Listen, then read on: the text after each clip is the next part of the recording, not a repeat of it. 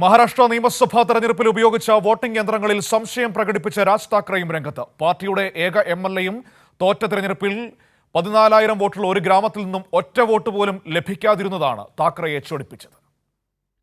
മഹാരാഷ്ട്രയിലെ നിയമസഭാ തെരഞ്ഞെടുപ്പ് ഫലം പുറത്തുവന്നയുടൻ പ്രതിപക്ഷ പാർട്ടികൾ വോട്ടിംഗ് യന്ത്രത്തിൽ സംശയം പ്രകടിപ്പിച്ച് രംഗത്തെത്തിയിരുന്നു.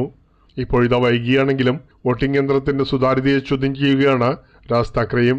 महाराष्ट्रात निकाल लागल्यावरती मी पहिल्यांदा महाराष्ट्रात असं बघितलं, सन्नाटा पसरला. ज्या प्रकारचा जल्लोष व्हायला पाहिजे होता, ज्या प्रकारची गोष्ट व्हायला पाहिजे होती, मिरवणुका काय सगळं सन्नाटा आलो. कारण लोकांमध्येच संभ्रम होता. हे काय, हे कसं झालं, असा कसा निर्णय आला. തെരഞ്ഞെടുപ്പ് ഫലങ്ങൾ അത്ഭുതപ്പെടുത്തിയെന്നാണ് താക്കറെ തുറന്നടിച്ചത്. പാർട്ടി എംഎൽഎ ആയിരുന്ന രാജു പാട്ടീലിന്റെ ഗ്രാമത്തിൽ നിന്ന് ഒറ്റ വോട്ട് പോലും ലഭിക്കാത്തതിൽ താക്കറെ സംശയമുയർത്തി. त्या गावातलं किती मतदान झालं असेल राजू पाटलांना, किती मतं पडली असतील, एक पण नाही. മുംബൈയിൽ പാർട്ടി നേതാക്കളുടെയും പ്രവർത്തകരുടെയും സമ്മേളനത്തിൽ പങ്കെടുത്ത് സംസാരിക്കുകയായിരുന്നു MNS നേതാവ്.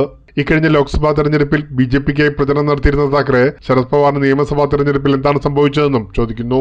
ലോക്സഭാ തെരഞ്ഞെടുപ്പിൽ ദയനീയ പരാജയം ഏറ്റുവാങ്ങിയ അജിത് പവാർ 3 മാസത്തിനകം നടന്ന നിയമസഭാ തെരഞ്ഞെടുപ്പിൽ 42 സീറ്റുകൾ എങ്ങനെ നേടിയെന്നും താക്കറെ ചോദിക്കുന്നു. 4-5 जागा येतील की नाही असं सगळ्यांना वाटत असताना अजित पवार 42, कोणाचा तरी विश्वास बसेल का याच्यावरती.